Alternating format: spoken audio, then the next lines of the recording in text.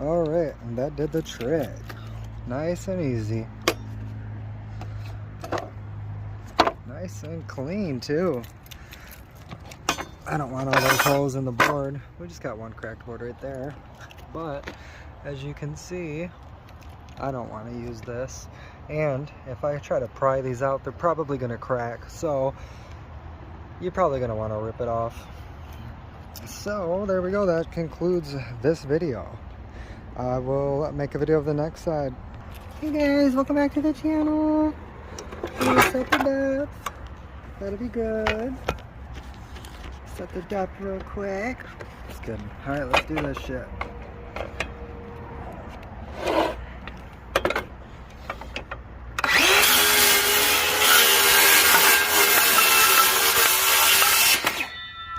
Like magic.